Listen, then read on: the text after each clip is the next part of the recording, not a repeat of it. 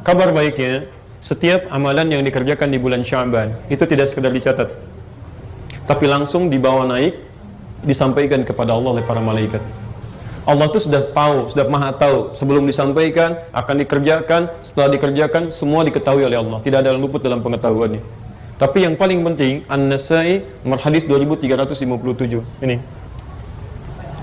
Ketika Usama bin Zaid bertanya pada Rasulullah, ya, lima waraka, kenapa saya sering lihat Anda puasa banyak di bulan Sya'ban? Ya? Apa kata Nabi? Lihat kalimatnya. Dzalika syahrun yaghfulu fihi an-nas. Itu adalah bulan yang sering orang lalai untuk mengerjakan amal saleh. Karena Rajab biasanya berangkat ibadah, Ramadan ibadah, Sya'ban mulai istirahat, sehingga tidak ada persiapan ke Ramadan. Tapi yang paling menarik, lihat kalimat setelahnya. Wasyahran turfa'u fihi al-a'malu ila rabbil alamin fa uhibbu an yurfa'a 'amali wa ana sha'im. Dan di bulan itu, khusus bulan itu amalan-amalan itu setiap dikerjakan diangkat, disampaikan, sebutkan kepada Allah. Jadi kalau misal kita baca Al-Quran tadi ya, 10 hurufnya berapa? 10 kebaikan. Anda baca di bulan Rajab misalnya, atau Jumadal Tsani, Jumadal Akhirah, ya, atau di bulan Al-Muharram, itu bacaan Anda hanya akan dituliskan. Alif Lam Mim, 3 huruf, 30 kebaikan. Dituliskan di kitab Anda khusus. Nanti di akhirat ditampakkan, diperlihatkan pada kita pahala kita. Faman ya'mal mithqala dzarratin khairan yarah. Yang baik diperlihatkan.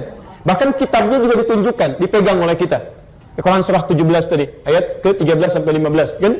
Iqra kitabak kafa bi nafsika al-yawma 'alaika hasiba. Ini kitab kamu, silakan baca. Cukuplah hisab kamu terjadi saat ini sesuai dengan amalan kamu. Anda pernah baca Quran sekian ayat, dituliskan, Anda pegang. Tapi demi Allah saya katakan, lewat lisan Nabi, Sya'ban tidak. Begitu Anda baca Al-Quran, misal Anda bacakan begini, Alif Lam Mim, seketika bukan hanya dituliskan, tapi disampaikan oleh para malaikat. Ya Allah, si fulan baca surah ini. Ya Allah, si fulan bacakan ini. Ya Allah, si fulan kerjakan ini. Ya Allah, Masya Allah. Itu berebut nama-nama hamba Allah yang beramal disebutkan di hadapan Allah. Saya mau gambarkan gini ya. Kalau ada situasi seperti ini, saya panggil 1-2 anak. Si fulan, maju. Bapak ibu sekalian, Masya Allah, ini anak-anak yang sangat baik, mengerjakan ini, contoh bagi yang lainnya. Kira-kira senang gak anak itu? Senang. Orang tuanya senang tidak? Luar biasa senang. Jadi bayangkan, disebutkan di hadapan manusia saja begitu senangnya. Gak usah disebut, dituliskan di majalah. Anda bikin buletin misalnya kan, tuliskan, keluarga teladan, begini, sebarkan ke masyarakat, diketahui. Masya Allah, jadi contoh bagi yang lain. Senang tidak? Senang, padahal mungkin itu cuma buletin RT yang bikin Anda juga gitu kan, dan sebagainya, dibaca di lingkungan sekitaran. Tapi ada perasaan bahagia di situ. Ya, ketika nama kita disebutkan dalam kebaikan. Maka bagaimana ketika nama Anda disebut di hadapan Allah Subhanahu wa taala? Ya Allah, si fulan begini, ya Allah, si fulan begini, ya Allah, si fulan begini. Nabi saja itu berlomba untuk bisa disebutkan. Kata beliau, fa uhibbu an yurfa'a 'amali wa ana sha'im. Saya sangat bahagia ketika saya disebutkan nama saya, diangkat amalan saya sedang puasa. Karena kenapa Nabi pilih puasa? Karena umumnya orang-orang puasa akan cenderung mengerjakan amalan lebih banyak dibandingkan dengan yang tidak puasa.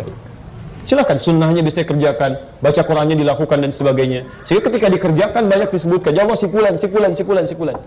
Pertanyaan saya, sampai hari ke-13 ini, amal apa yang sudah Anda kerjakan sehingga nama Anda disebut di hadapan Allah Subhanahu wa taala?